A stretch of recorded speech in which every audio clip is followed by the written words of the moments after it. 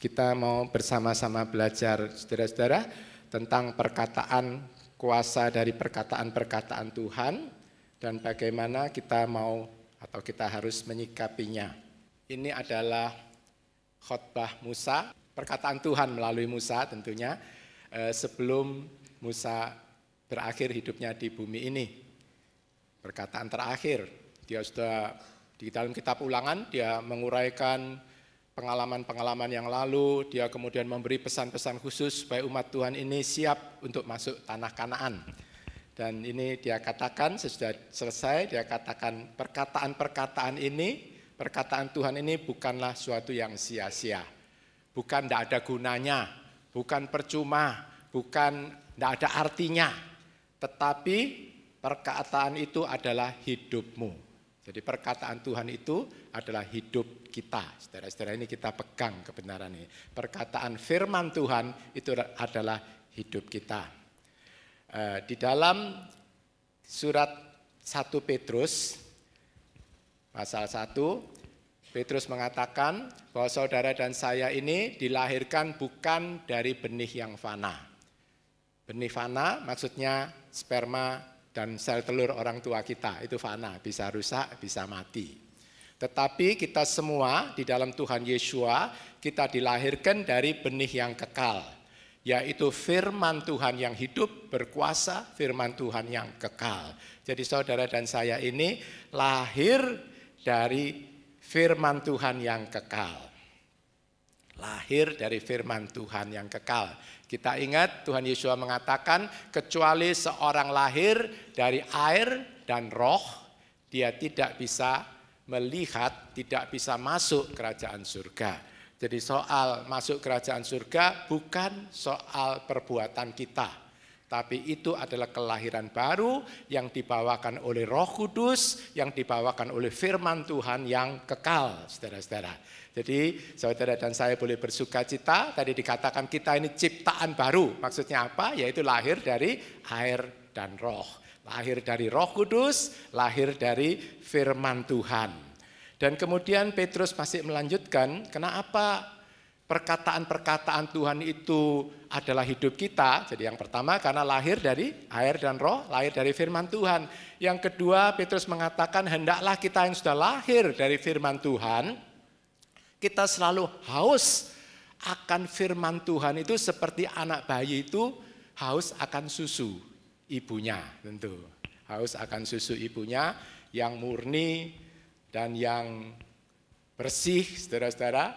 Jadi kalau di kedokteran itu air susu ibu itu adalah makanan yang paling excellent, paling lengkap untuk bayi itu. Karena itu banyak bayi kalau tidak disusui sendiri, biasanya besarnya itu kadang banyak alergi, gampang sakit, dan seterusnya. Jadi itu digambarkan oleh Petrus, sesudah kita lahir baru, kita seperti anak bayi itu mesti terus-menerus haus. Jadi haus, kepengen minum kan 3 jam sekali ya ibu-ibu yang sudah punya anak, biasanya kan 3 jam, bahkan kalau anaknya besar itu 2 jam sekali, bahkan disusui itu sering-sering sampai tidak cukup, saudara mesti pakai obat dan lain-lain. Jadi Petrus gambarkan, jadi Tuhan mau saudara dan saya itu seperti anak bayi yang sehat ini. Jadi selalu haus akan air susu ibu, yaitu firman Tuhan. Supaya apa? Di situ dikatakan, karena firman ini akan membuat kita menjadi dewasa, firman ini akan membuat kita menjadi kuat, akan menopang seluruh kehidupan kita. Jadi saya sudah lahir, jangan langsung jangan tidak makan, tidak baca firman, nanti kita lahir jadi anak yang sakit-sakitan, saudara-saudara, banyak ngomel, banyak tidak ada sukacitanya, tidak ada pelayanannya untuk Tuhan, tidak ada buah-buah rohnya. Tapi melalui firman Tuhan ini nanti kita dibikin jadi kuat, saudara, jadi dewasa.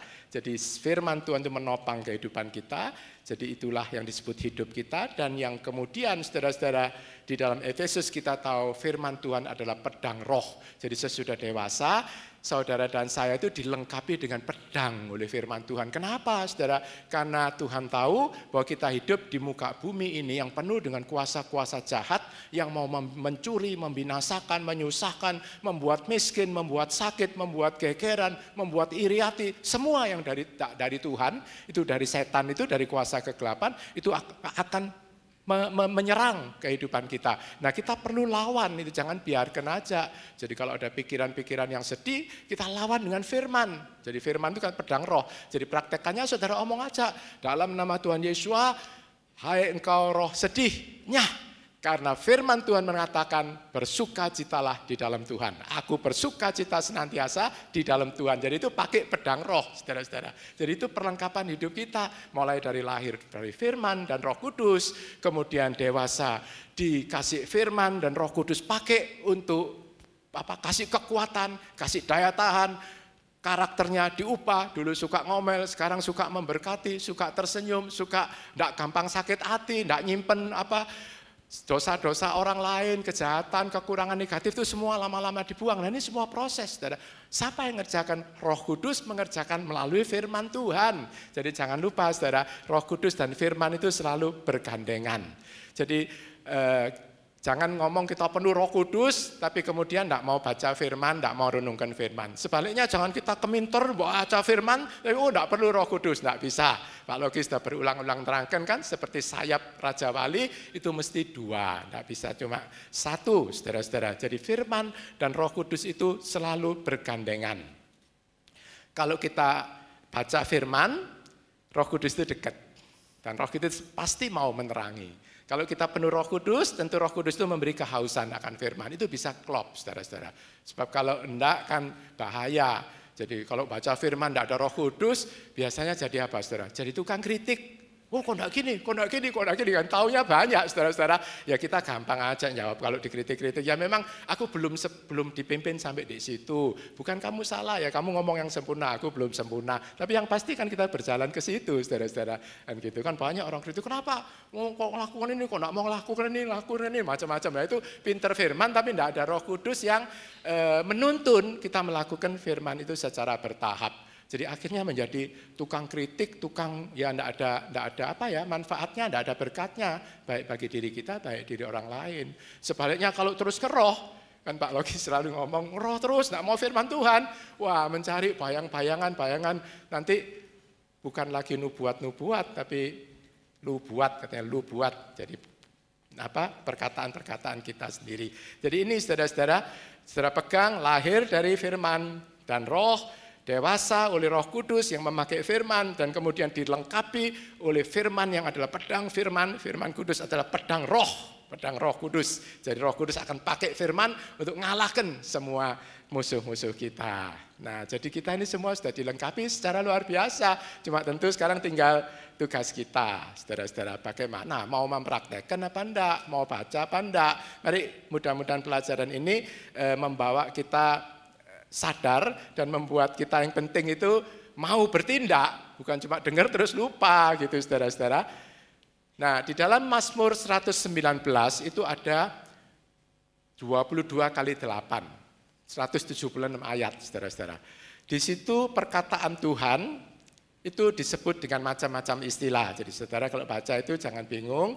Yang pertama bisa disebut perintah-perintah Tuhan, bahasa Inggrisnya itu commandment, bahasa Ibraninya itu mitzvot, commandment atau perintah-perintah. Itu bisa juga disebut firman Tuhan, your words. Disebut juga kesaksian Tuhan, your testimonies. Disebut jalan-jalan Tuhan, itu maksudnya sama, saudara, adalah firman Tuhan.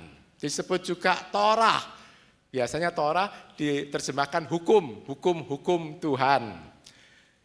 Saya tambahkan lagi, bukan artinya Tuhan itu suka menghukum ya saudara-saudara. Hukum itu konotasinya, yang dimaksud dengan hukum itu artinya itu pasti terjadi. Seperti hukum gaya berat, saudara. Kan namanya hukum gaya berat. Jadi artinya kalau ini tak lempar, pasti jatuh ke bawah. Itu demikian juga dengan firman Tuhan. Disebut hukum artinya kalau saudara taat, pasti janji Tuhan itu akan digenapi. Begitu saudara-saudara. Itu namanya hukum. Jadi bukan artinya Tuhan suka menghukum, menyusahkan kita, bukan. Hari Jumat kita sudah belajar bahwa firman Tuhan itu harus kita terima sebagai anugerah. Anugerah yang membuat kita itu bahagia. Anugerah yang membuat kita itu bisa memenuhi panggilan kita di muka bumi. Tanpa firman Tuhan yang adalah anugerah itu tadi, maka kita akan tersesat seperti domba.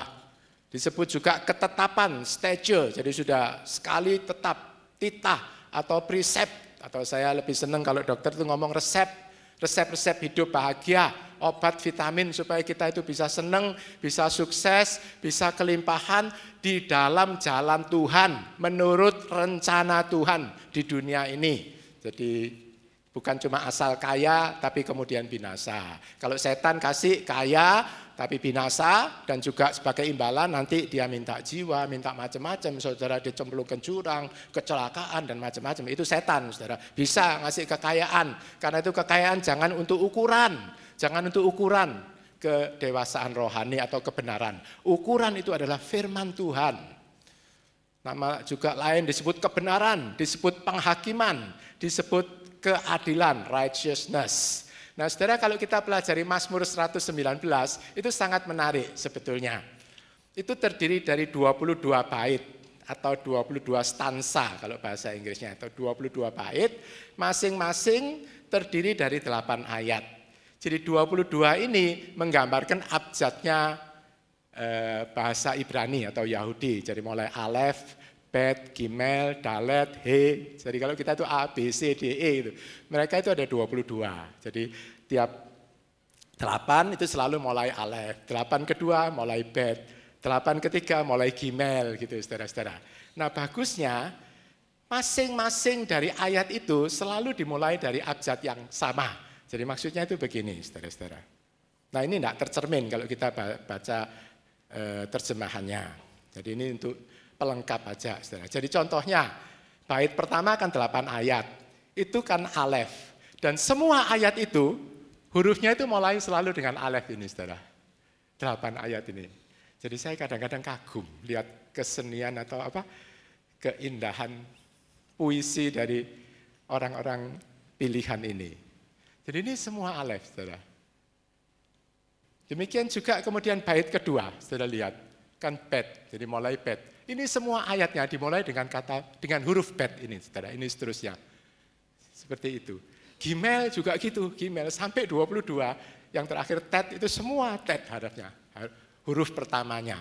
Jadi itu mereka nyusun seperti itu, saudara-saudara. Jadi saya kagum tentang Tuhan itu memberikan hikmat, juga memberikan kemampuan, juga memberikan pengolahan kata-kata kepada bangsa pilihan ini. Nah, tentu kepada saudara dan saya kita tidak boleh kalah, saudara-saudara, karena Tuhan Yesus sudah menyempurnakan pekerjaan Bapa. Roh Kudus sudah dicurahkan dan firman Tuhan sudah diberikan secara lengkap. Pada waktu Daud nyusun itu firman Tuhan belum lengkap, saudara. Dia kan waktu Daud kan nyusun tahun 1000-an ya, saudara. Itu baru 500 tahun Tuhan sudah panggil mereka. Sudah ada Torah, tapi yang lain-lain kitab Nabi belum ada, saudara-saudara. Tapi ini sudah bisa nyusun seperti ini.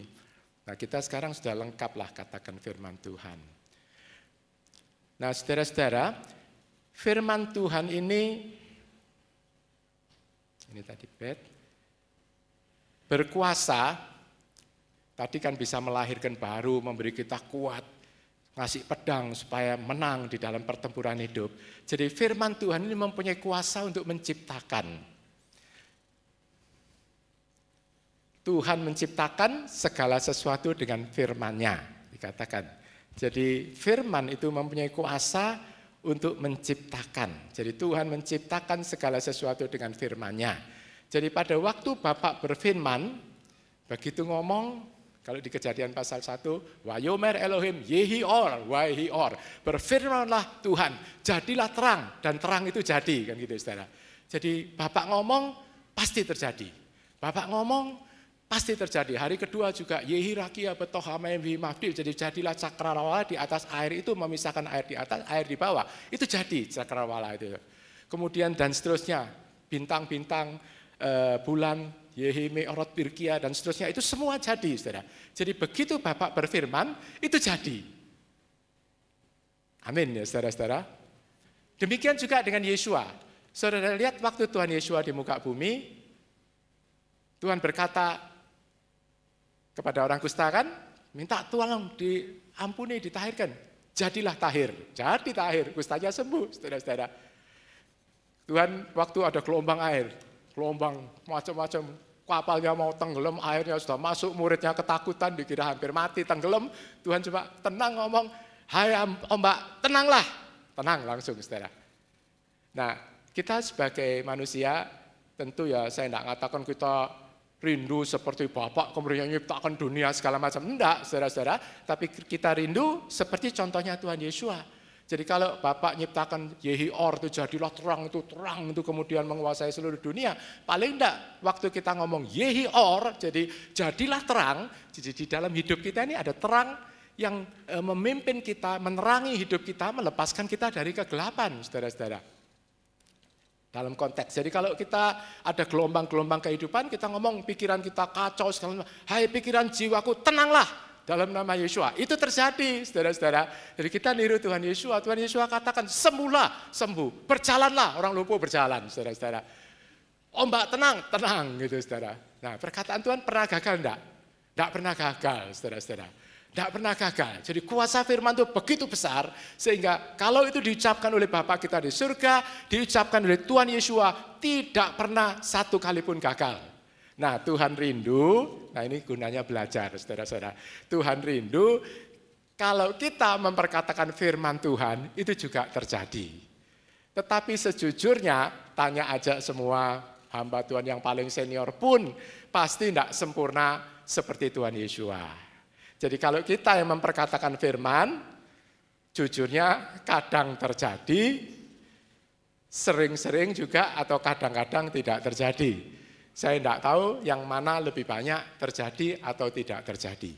Tapi saudara pegang bahwa firman Tuhan ini berkuasa. Nah kemudian kan kita tanya, loh kenapa kok tidak jadi? Ya apa syaratnya supaya jadi? Nah itu tujuannya belajar, saudara-saudara. Singkatnya, kalau ini digambarkan dulu seperti ini, saudara. Bayangkan kalau ada dua koin, satu sisinya emas, satu sisinya besi. Kalau terjadi itu emas, kalau gagal itu besi, kan gitu, saudara-saudara. Kalau ini Bapak berfirman, saudara, satu kali ya jadi satu kali, 3 kali firman 3 kali, 100 kali ngomong 100 kali jadi, 1.000.000 kali ngomong 1.000.000 kali jadi, tidak pernah gagal, saudara. Jadi gambarannya itu seperti ini, ada kepastian, saudara-saudara. Emas semuanya, tidak pernah satu kali pun jadi besi. Jadi Bapak berfirman semuanya jadi. Demikian juga dengan Tuhan kita Yeshua. Pada waktu Tuhan Yeshua ngomong itu di muka bumi ya saya. Di muka bumi. Dan dinasihatkan jadilah penurut dari Tuhan kita Yeshua. Dari Tuhan pakai firman, Tuhan taat kepada Roh Kudus. Tuhan Yeshua berfirman juga seperti Bapak. Pasti jadi. Sembuh. Diampuni, diampuni. Lumpuh jalan, saudara-saudara. Buta melihat, saudara-saudara. Tuli mendengar, saudara. Jadi perkataan Tuhan itu sempurna berkuasa. Tidak pernah gagal. Ada kepastian di dalam firman Tuhan. Gambarannya seperti ini. Kalau Tuhan 100 kali ngomong ya 100 kali jadi yang diomongkan. 1.000 kali ya 1.000 kali jadi semua. 1.000.000 kali ya 1.000.000 kali jadi semua. Saudara, itu Tuhan kita. Makanya kita nyanyikan luar biasa, ajaib, saudara-saudara, berkuasa, mulia. Itulah Tuhan kita yang kita sembah, kita layani. Nah sekarang mari kita memperkatakan firman Tuhan. Nah ternyata kadang putih atau besi artinya tidak jadi, gagal, saudara. Wah sudah ngomong, ayo nanti ini pekerjaan dapat limpah. Waduh kok tambah rugi gimana? Ngomong sembuh, lo kok tambah sakit? Bisa, saudara-saudara, bisa. Dan ya kita rindukan, tapi pasti kalau kita sebagai sudah lahir baru, sudah baca firman Tuhan, pasti ada yang jadi. Dan itu saya juga alami, kadang-kadang belum ngomong pengen gitu aja, istri saya ini sering, kalau pengen apa gitu, ke toko sudah habis nih malam-malam tahu-tahu bisa datang sendiri gitu, saudara. Jadi ngomong itu terus jadi, saudara, keinginannya. Tetapi tidak selalu begitu. Jadi kalau kita lihat ini di gambar, kadang masih 1 tapi putihnya itu berapa, 6 atau berapa. Kalau 6 kali ngomong 1 kali jadi itu banyak enggak? Kalau menurut saya sudah banyak itu, saudara-saudara. Kadang-kadang 10 kali ngomong enggak jadi semua bisa. Baru 2 kali, 20 kali jadi 1 kali ya bisa. Nah sekarang yang perlu kita pelajari, kenapa kadang kok jadi, kenapa kadang kok enggak jadi? Jawabannya sederhana, saudara-saudara. Jawabannya sederhana. Kalau kita ngomong itu menurut keinginan manusia daging, itu banyak-banyaknya enggak jadi. Sekali lagi kalau kita ngomong itu menurut keinginan daging, itu banyak-banyaknya ya tidak jadi. Tapi kalau yang ngomong itu adalah Roh Kudus yang ngomong melalui kita, jadi kita sebagai alat, Roh Kudus yang memberikan kerinduan, memberikan firman, terus kita ucapkan, jadi Roh Kudus yang mengucapkan, Roh Kudus adalah Tuhan. Itu pasti terjadi, saudara-saudara. Itu pasti terjadi. Jadi dari sini kita ngambil kesimpulan apa? Bahwa seperti yang kita kejar di tempat ini, kita tidak bisa memperalat firman Tuhan seperti seperti apa? Seperti sihir gitu. Jadi ngomong 100 kali nanti jadi kaya, ngomong di depan kaca nanti ngomong apa diulang-ulang terus. Tidak bisa, Saudara. Karena firman itu dihidupkan oleh Roh. Kalau yang ngomong Roh Kudus itu pasti jadi. Jadi di sini kita selalu mengejar firman Tuhan, mengejar Roh Kudus katakan. Jadi ini perkataan Tuhan itu bisa jadi, dan saudara dan saya juga merindukan seperti itu. Syaratnya yaitu kita penuh Roh Kudus dan kita peka terhadap Roh Kudus dan kita omongkan yang Roh Kudus mau. Kalau ada keinginan kita yang mungkin kita enggak yakin, ya kita omong aja sama Roh Kudus. Roh Kudus boleh enggak ngomong gitu. Kalau memang enggak enak, enggak boleh, ya sudah enggak perlu ngomong lah, enggak akan terjadi kan gitu. Daripada nanti pengharapan sia-sia, kemudian ngomong oh itu apa Tuhan kurang mengasihi dan seterusnya, tidak perlu, saudara-saudara. Jadi sekali lagi, ini terjadi kalau Roh Kudus yang berbicara melalui kita. Karena itu pelajaran 3 hari raya, pelajaran kita keluar dari Mesir, masuk ke Kanaan, itu saudara mesti tangkap betul, karena itu adalah perjalanan rohani kita, saudara. Jadi, tidak bisa langsung ke gereja diajar firman terus kita ngomong pengen apa itu seperti sihir, bukan begitu saudara. Jadi kita mesti pertama dulu lahir dari air dan roh, bertobat dari dosa, terima Tuhan Yesua, memberi diri dibaptis selam. Setelah itu lahir dari air dan kemudian jalan kan di padang belantara, itu hari raya Pentakosta minta penuh Roh Kudus dengan bahasa lidah sebagai tanda. Jadi kenapa kita sekarang mulai mengaktifkan kembali, mempraktekkan bahasa lidah itu. Di situ kuasa-kuasa lahir dari Roh Kudus itu memenuhi kita, memimpin kita, membuat kita peka terhadap suaranya. Jadi yang belum baptis selam, beri baptis selam. Yang belum bertobat sungguh-sungguh, bertobat sungguh-sungguh. Bertobat, terima Tuhan Yesus sebagai Tuhan. Kemudian belum baptis Roh Kudus, minta penuh Roh Kudus. Jadi itu kalau tadi kan lahir dari firman dan roh, kemudian diperlengkapi dewasa kan, Roh Kudus bahasa lidah membuat kita kuat dewasa, tumbuh dari firman dan roh, kemudian harus masih menyeberang Yordan, beriman bahwa aku telah mati, Yesua yang hidup di dalam diriku. Di situ pedang roh. Jadi kita hidup bersama Tuhan di tanah Kanaan, itu mengalahkan musuh-musuh pasti kalah, saudara-saudara. Kalau di Kanaan tidak bersama Tuhan, tidak taat firman Tuhan, ya kalah umat Tuhan kan gitu. Di Yeriko kuat menang, tapi di Ai kota kecil kalah karena tidak taat sama firman Tuhan, saudara. Jadi pelajaran firman ini sebetulnya saling melengkapi, tidak bisa cuma diambil sedikit-sedikit. Karena itu saya kadang-kadang kritiknya itu terlalu panjang ya. Bukan maksudnya panjang atau susah, enggak, supaya tidak sampai keliru tangkap, itu aja maksud saya. Tidak sampai keliru tangkap. Tuhan Yesus sendiri mengatakan rohlah yang memberi hidup, daging itu sama sekali tidak berguna. Nah mari sekarang saya sudah selesai ngomongnya, saya ngajak saudara-saudara menggenapi Mazmur 119, itu di ayat, Mazmur 138 kalau tidak salah di ayat 1, hendaklah kamu bermazmur bagi Tuhan. Jawabnya itu kata-katanya itu nasihatnya gitu. Jadi kita mau mempraktekkan kita bermazmur bagi Tuhan.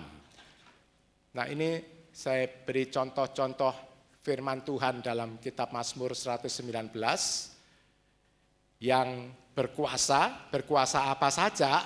Yang pertama, firman Tuhan itu berkuasa untuk memberkati dan membuat hidup saudara dan saya itu bahagia. Jadi orang percaya lahir baru, tidak perlu susah-susah. Kita kalau susah, tidak perlu cari hiburan macam-macam.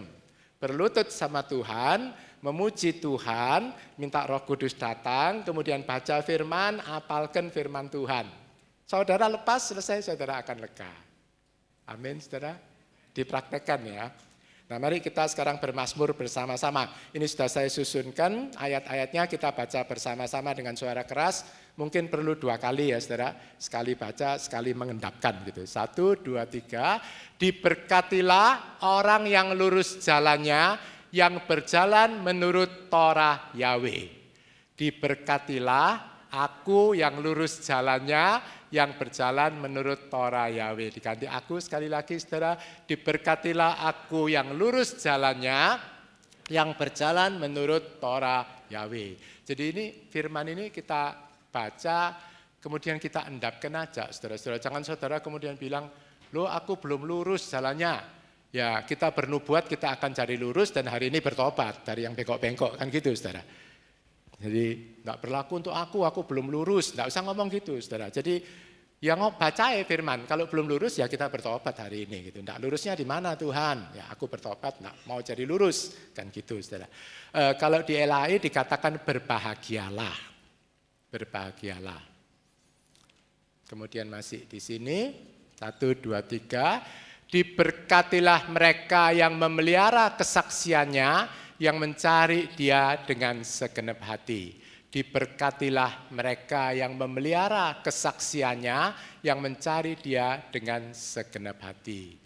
Di LAI dikatakan berbahagialah. Jadi orang di dunia sebetulnya itu tujuannya itu semua mencari bahagia ya saudara-saudara. Kenapa kok cari uang banyak-banyak? Sebetulnya itu cari bahagia. Tapi kalau tidak balance justru uang itu tidak bisa jadi sumber gegeran juga. Tidak di dalam Tuhan kadang-kadang uang itu tidak jadi berkat.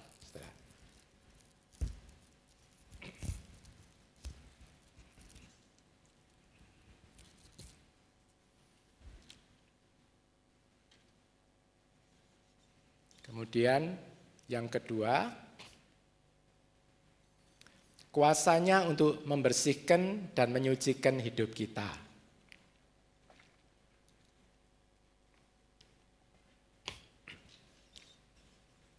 Kita baca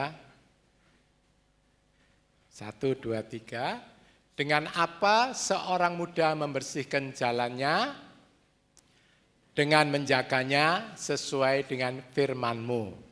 Dengan apa seorang muda membersihkan jalannya? Dengan menjaganya sesuai dengan firman-Mu.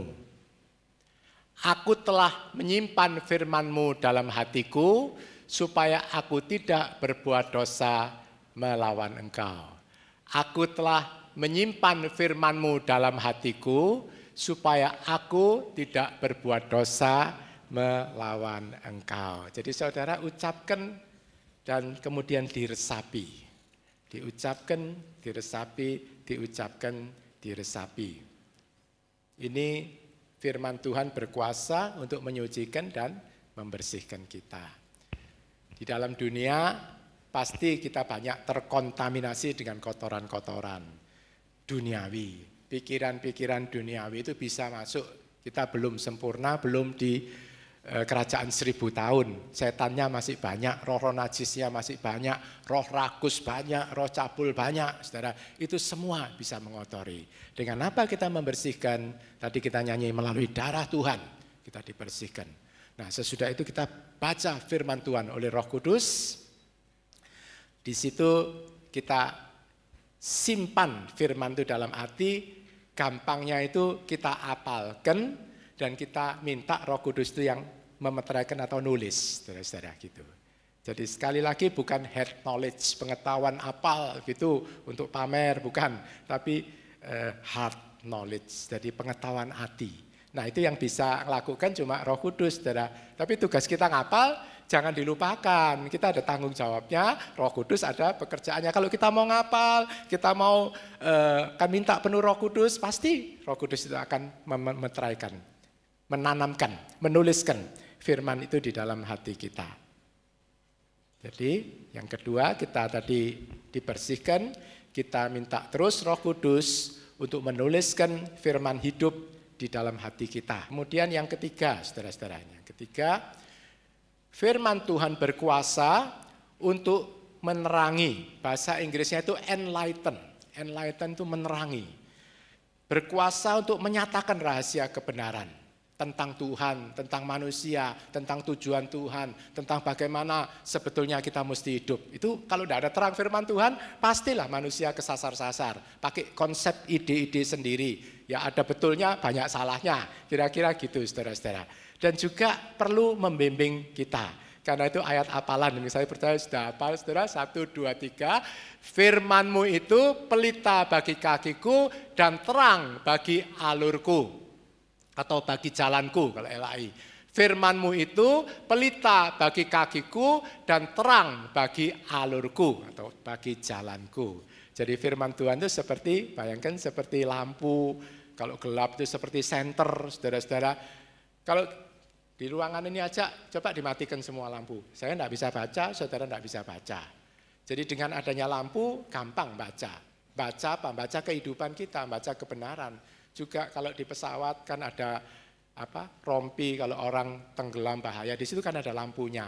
Jadi apa itu safety lamp, jadi dinyalakan orang dari jauh tahu, oh itu ada lampu, orang itu dalam bahaya, tak tolong. Macam-macam kan saudara gunanya lampu, tapi semua berguna. Juga untuk menerangi, menghangatkan, juga kalau naik kapal itu kan ada lampu mercusuar. Kalau tidak ada lampu mercusuar, kapalnya tidak tahu, di situ ada karang, tabrak aja. Jadi menerangi ini bisa untuk diri kita, memimpin hidup itu supaya tidak salah-salah, saudara-saudara. Milih mantu tidak keliru, milih jodoh tidak keliru, juga bikin transaksi bisnis tidak keliru, saudara. Juga bisa untuk menyelamatkan orang lain, saudara-saudara, firman Tuhan. Saudara kalau keliru itu susah loh, saudara. Ayo kita baca lagi, 2, 3. 1, 2, 3. Bukalah mataku supaya aku melihat hal-hal ajaib dari Torah-Mu. Bukalah mataku supaya aku melihat hal-hal ajaib dari Torah-Mu. Jadi firman Tuhan itu ajaib, saudara-saudara. Tadi menciptakan semuanya, memberi damai, memberi kelimpahan, memberi kesehatan.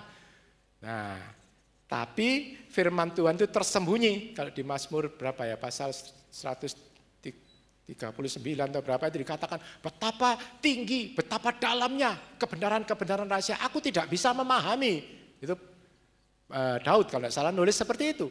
Dia sudah dekat dengan Tuhan, mengalami pertolongan Tuhan, tapi tidak bisa memahami semua firman Tuhan. Karena itu perlu siapa? Perlu Roh Kudus. Jadi firman Tuhan ini ajaib, Tuhan sudah menyediakan untuk saudara dan saya guru yang ajaib, penolong yang ajaib, namanya Roh Kudus. Roh Kudus, Roh Kudus, sekali lagi Roh Kudus. Tanpa Roh Kudus kita akan tersesat, saudara-saudara. Baca firman pun, sekolah Alkitab tinggi-tinggi pun, tanpa Roh Kudus, saudara-saudara, kita akan salah.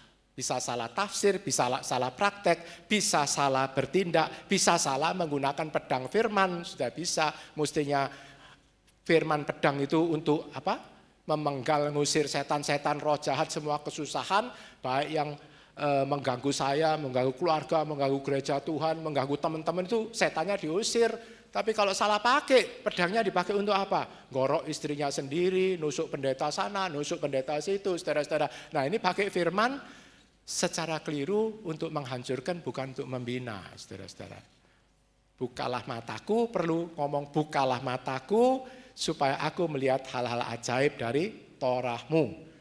Di Korintus dikatakan tulisan itu mematikan, tetapi roh menghidupkan. Jadi sekali lagi, kalau kita sekolah firman Tuhan tanpa Roh Kudus, kita tadi bisa salah, bisa menggunakan pedang ini keliru, dan bisa juga mematikan. Jadi artinya banyak orang, tapi tidak di sini sekarang ya saudara-saudara, saya ngomong, wih kecil beratnya firman-nya, menyusahkan segala macam, kita perlu hiburan. Jangan ngomong gitu lagi saudara, kita mesti datang ke rumah Tuhan, mesti terima firman ini sebagai berkat, membuat aku bahagia, membuat aku sehat, membuat aku kaya, membuat aku berjalan di dalam jalan yang benar, tujuannya pasti kan gitu. Jadi apa? Ada sukacita, ada kelegaan di dalam menerima firman Tuhan. Kita belajar menempatkan yang betul-betul real. Minggu lalu kita belajarkan Tuhan itu nyata, hari ini kita belajar kita harus menempatkan yang nyata dari firman Tuhan ini menjadi pengalaman nyata di dalam kehidupan kita, saudara-saudara. Tulisan saja dengan kekuatan manusia bisa juga menyesatkan. Guru Torah Farisi itu bukannya tidak hafal Alkitab, saudara. Kitab Kejadian Ulangan itu semua dia malah hafal, tahu tafsir macam-macam, saudara. Bukunya tebel-tebel. Tetapi waktu Tuhan Yesus datang, tidak bisa ngelihat bahwa itu terang, Bahwa itu adalah Torah, adalah firman yang menjadi manusia. Ditolak, dimusuhi, bahkan Tuhan dibunuh. Kemudian yang ketiga, keempat sekarang ya. Firman Tuhan berkuasa untuk menghidupkan, memberi kekuatan dan kelegaan. Ayo kita sama-sama bermazmur, 1, 2, 3. Jiwaku melekat pada debu, berilah aku kehidupan sesuai dengan firman-Mu. Jiwaku melekat pada debu, berilah aku kehidupan sesuai dengan firman-Mu. Jiwaku menangis dalam kedukaan, kuatkanlah aku sesuai dengan firman-Mu. Jiwaku menangis dalam kedukaan, kuatkanlah aku sesuai dengan firman-Mu. Jadi kalau pagi ini, siang ini ada saudara-saudara yang menangis, menderita atau sedih, apapun penyebabnya, jangan diterus-teruskan. Saudara, kita datang kepada Tuhan, minta dikuatkan oleh firman Tuhan. Satu lagi, Mazmur 119 ayat 32, 23. Aku akan mengikuti petunjuk perintah firman-Mu karena Engkau akan melapangkan hatiku. Aku akan mengikuti petunjuk perintah firman-Mu karena Engkau akan melapangkan hatiku. Ya, kita endapkan saudara-saudara yang masih macam-macam bergumul, enggak apa-apa. Kita hadapi di dunia, enggak bisa lepas dari pergumulan, enggak bisa lepas dari fitnaan, cobaan, enggak apa-apa saudara. Tapi melalui itu kita datang kepada firman Tuhan, Roh Kudus akan memberikan kelegaan. Biarlah dengan membaca ini aja kita nanti jadi lega, saudara-saudara. Jadi saya harap semuanya ngomong dengan suara ya, saudara-saudara. Dan kemudian kita endapkan di dalam hati, artinya minta Roh Kudus itu nuliskan supaya tidak lupa-lupa lagi kan gitu. Dan yang penting supaya jadi pengalaman. Yang penting itu supaya jadi pengalaman. Jadi ikut Tuhan itu bukan cuma teori terus bantak-bantakan gitu, selamat apa enggak perlu saudara. Yang perlu kita ngalami sekarang. Kita ngalami sekarang, setia sekarang, mengucapkan firman sekarang, layani sekarang gitu saudara-saudara. Nah, sekarangnya itu kan tiap hari. Nanti kalau kita sekarang ya nanti sampai tujuannya yang Tuhan tentukan. Dan firman itu juga berkuasa untuk melepaskan kita. Jadi salah satu yang menghambat anak Tuhan adalah uang, keduniawian, kedagingan. Itu disebut kesia-siaan hidup oleh Tuhan Yesus. Juga keragusan. Ini semua berhubungan dengan roh-roh jahat. Jadi kalau saudara belajar di alam roh itu banyak tingkatan rohnya. Salah satu namanya roh rakus, roh mamon, roh yang membuat orang Kristen jadi miskin, membuat orang Kristen kaya tapi tidak jujur, rakus, tidak mengembalikan perpuluhan dan lain-lain. Jadi terikat oleh uang. Nah ini firman itu bisa melepaskan oleh kuasa Roh Kudus. Mari sambil kita baca, kita berdoa supaya bisa dilepaskan. Oh, itu sudah terakhir.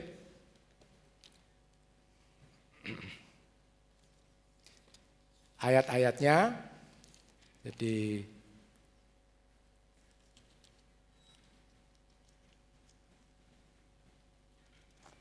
kalau saya bacakan di sini, melapangkan hatiku. Jadi di sini dikatakan supaya kita terbebas dari kesia-siaan dunia. Singkirkanlah aibku yang aku takuti, keputusanmu itu baik. Jadi firman Tuhan berkuasa melepaskan kita dari kedagingan. Nanti PR-nya kita pelajari semua Mazmur 119 dan juga di sini saya tuliskan beberapa lain yang semua ada di dalam firman itu. Firman itu berkuasa menyelamatkan saudara, memberi kelepasan, memberi kelegaan, sukacita, juga memberi hikmat. Dikatakan aku lebih berhikmat dari semua pengajarku karena aku menyimpan firman-Mu.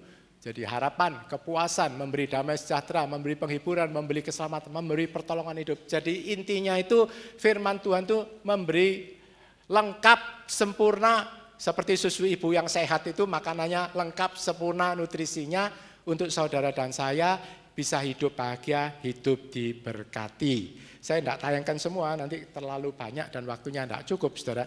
Sebab saya ingin rangkai ini sedikit, masih ada terusannya, saudara. Tadi saudara dan saya akan memperkatakan firman Tuhan. Di dalam surat Yosua, kitab Yosua dikatakan jangan lupa memperkatakan firman ini, memperkatakan Torah ini. Jadi memperkatakan itu artinya mengucapkan dengan bersuara. Jangan lupa memperkatakan, tetapi renungkanlah itu siang dan malam, dan bertindaklah hati-hati sesuai dengan segala yang tertulis di dalamnya, maka engkau akan beruntung, engkau akan berhasil, dan engkau akan mengalami sejahtera. Berhasil dan beruntung dikatakan. Nah itu memperkatakan ternyata ada hubungannya dengan fungsi otak kita. Jadi otak manusia itu ada belahan kanan kiri, saudara-saudara. Tiap belahan itu dibagi, garis besarnya dibagi 4. Ini namanya lobus-lobus. Ini lobus frontalis, ini lobus parietalis, ini lobus temporalis. Yang belakang ini lobus occipitalis. Jadi masing-masing lobus ini punya fungsi sendiri-sendiri. Kalau lobus frontalis ini untuk gerak, saudara. Jadi kalau orang kena pembuluh darahnya buntu di sini, dia itu lumpuh. Biasanya kalau yang kena kanan, lumpuhnya sebelah kiri. Kalau nutupnya kiri, lumpuhnya sebelah kanan. Nah kalau yang terkena itu di sebelah temporalis, dia terganggu pendengarannya.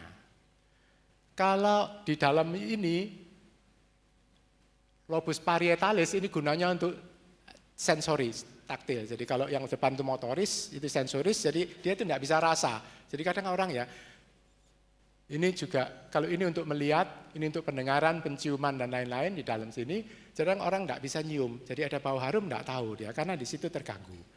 Jadi sesuai dengan mana yang terganggu, gejalanya itu keluar. Bisa lumpuh, ayah saya itu dulu tidak lumpuh, sehat, tapi mau ngomong itu tidak bisa keluar, saudara. Jadi ada pusat tertentu yang terganggu, kena stroke juga. Jadi macam-macam penyebabnya. Nah, dari semua otak ini, saudara, yang penting bagi manusia, yang memberi ciri manusia, yaitu lobus yang di depan ini namanya lobus prefrontalis. Bagian dari lobus frontalis disebut prefrontalis, karena apa dianggap penting?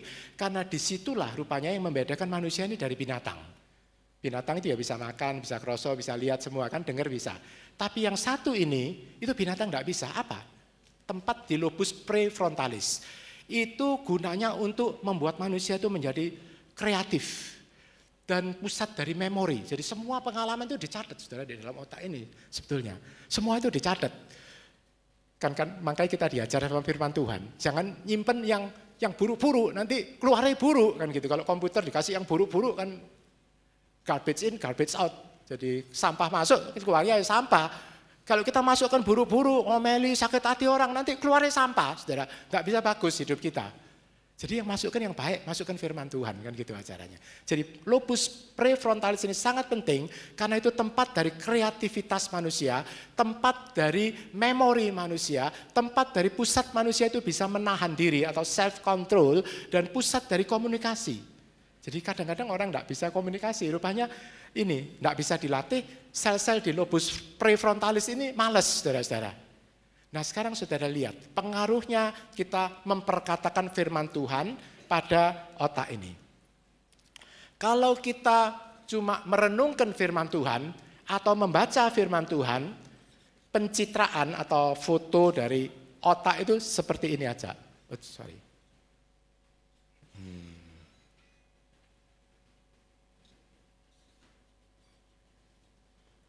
Kok nggak bisa tembus ya? Nah ini sudah. Nah seperti ini saudara-saudara. Jadi setiap aktivitas ini gambarnya merah saudara, tapi sedikit merahnya. Mungkin nggak terlalu jelas ya merahnya di sini. Jadi setiap aktivitas itu akan mengaktifkan sel-sel tertentu di dalam otak. Jadi kalau kita membaca, itu yang diaktifkan itu cuma sedikit sekali. Sini. Kalau lihat TV itu juga sedikit sekali di sini kan, yang melihat pusatnya di sini. Di sini jadi merah gambarnya. Kalau itu melihat TV sedikit sekali. Tetapi kalau kita memperkatakan firman Tuhan sambil merenungkan firman Tuhan, itu gambarnya seperti ini, saudara. Saudara lihat perbedaannya. Ini cuma sedikit, tapi di sini itu banyak sekali. Atau dengan kata lain, kita mengaktifkan otak kita dengan maksimal, kita membuat aliran darah itu banyak sekali di situ, dan kita membuat kerjasama neuron-neuron dengan sinaps itu kerjasama sel-sel syaraf ini, saudara, aliran listriknya itu menjadi kuat sekali. Menjadi kuat sekali. Nah kita tahu di dalam kehidupan, kalau kita tidak memakai, akan rusak. use it or lose it. Hukumnya itu begitu. Otak juga, otot juga, semua juga. Kita mau pakai atau itu akan hilang. Kalau saudara tidak mau latih otot saudara, cuma terus makan tidur, jalan aja tidak mau, semua naik lift, naik mobil, segala macam, makan tidur, hasilnya otot itu kecil. Ya badannya jadi besar, tapi isinya gaji, saudara perutnya jadi besar, ototnya kecil.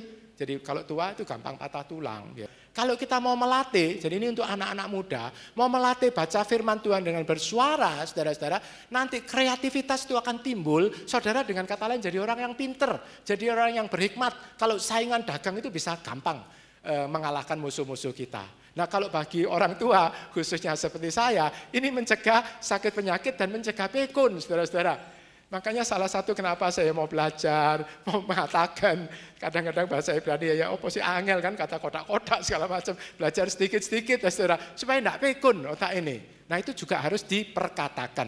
Karena itu mulai sekarang kalau baca firman Tuhan, merenungkan boleh, bandingkan boleh, menulis itu juga menghasilkan yang bagus, ditulis segala macam disusun, kan dulu pernah dikasih pekerjaan rumah sama Bu Loki yang ikut ditulis, itu mengaktifkan seperti ini saudara-saudara. Ya. Jadi jangan cuma membaca dengan diam, tapi kita mulai praktekkan dengan ngomong, saudara, dengan bersuara. Dengan bersuara, terus baca paling tidak 10 menit, seperempat jam, terus baca. Nanti aliran otak itu seperti ini dan kreativitas itu timbul. Jadi ini yang menjawab pertanyaan saya, kenapa ya orang bangsa pilihan itu kok pinternya luar biasa. Dulu nek kita gampang ngomong, ya sudah karena Tuhan kasih otak yang bagus. Ternyata enggak, mulai kalau enggak salah 6 tahun, 5 tahun mereka sudah diajari Torah Tuhan dan disuruh mengucapkan, disuruh merenungkan, kemudian disuruh diskusikan. Jadi jadinya pinter. Umur 13 itu sudah dianggap master. Seperti dibaptis atau di apa gitu, dinyatakan bahwa dia sudah dewasa. Ada istilah-istilahnya tradisi bangsa pilihan. Jadi ini tujuannya, saudara, dan sebagai yang terakhir kita mau bermazmur lagi. Bagaimana kita menyikapinya? Kalau di Mazmur 119 ada 9 kali pemazmur mengatakan aku mau, aku akan. Nah, baik kita baca sambil menjadi tekad kita di tempat ini, bagaimana kita memperlakukan firman Tuhan tadi supaya bisa memperoleh manfaat, bisa tidak nyasar-nyasar, tidak gunakannya keliru, tidak keminter karena firman Tuhan. Yuk kita bermazmur lagi, saudara. Mazmur 119 ayat 7, 1, 2, 3. Aku mau menyanjung Engkau dengan ketulusan hati ketika aku mempelajari keputusan-keputusan kebenaran-Mu. Aku mau menyanjung Engkau dengan ketulusan hati ketika aku mempelajari keputusan-keputusan kebenaran-Mu. Jadi kita perlu menyanjung Tuhan, kita perlu menghormati firman Tuhan. Yang kedua, 1, 2, 3 ayat 8. Aku akan memelihara, memperhatikan ketetapan-ketetapan-Mu, janganlah meninggalkan aku sama sekali. Jadi kita mesti menyanjung Tuhan. Yang pertama, bersyukur, memuji, ini kita sudah lakukan. Kebaktian selalu nyanyi dulu, sembah Tuhan dulu, tinggikan Tuhan dulu. Baru kita mau memperhatikan kalau ada firman Tuhan, kita ngomong sambil diendapkan. Karena itu kan paling tidak 2 kali, 3 kali kalau bisa, saudara. Yang ketiga, ayat 15. Aku merenungkan, memeditasikan titah-titah-Mu dan aku akan menghormati jalan-jalan-Mu. Aku merenungkan, memeditasikan titah-titah-Mu dan aku akan menghormati jalan-jalan-Mu. Kalau menurut akar Ibrani, memeditasikan itu seperti ya mengucapkan dengan pelan-pelan tapi ngomong terhadap diri sendiri, saudara. Jadi kata-kata ini dihafalkan sambil diomongkan, aku merenungkan, aku memeditasikan, aku menyimpan firman-Mu dan aku akan menghormati jalan-jalan-Mu. Itu diulangi terus, nanti otaknya itu seperti tadi, jadi cerah gitu. Yang ketiga, kemudian yang keempat, ayat 16, 2, 3, aku sendiri akan bersuka cita di dalam ketetapan-ketetapan-Mu, aku tidak akan melupakan firman-Mu. Aku sendiri akan bersuka cita di dalam ketetapan-ketetapan-Mu, aku tidak akan melupakan firman-Mu. Amin. Biarlah terjadi, saudara. Saudara mulai belajar bisa menikmati firman Tuhan. bisa bersuka cita. Memang mulainya itu pasti ngalahkan males, ngalahkan TV itu angel, saudara. Tapi saudara masuk aja, nanti hasilnya kita bisa bersuka cita terhadap firman. Karena firman sekali lagi adalah anugerah untuk membuat saudara sehat, kaya, bahagia di dalam jalan Tuhan. Yang selanjutnya ayat 32, 23. Aku akan mengikuti, melakukan petunjuk perintah-perintahmu karena engkau akan melapangkan hatiku. Selanjutnya ayat 45. Maka aku akan berjalan di dalam kelegaan karena aku akan mencari peraturan-peraturanmu. Ayat 46. Dan aku akan berbicara tentang peringatan-peringatanmu di hadapan raja-raja dan aku tidak akan malu. Jadi di hadapan teman-teman, di hadapan siapa, saudara daripada ngomong macam-macam, saudara katakan firman Tuhan, bandingkan ini, oh firman Tuhan, gini, tidak usah malu, tidak usah takut.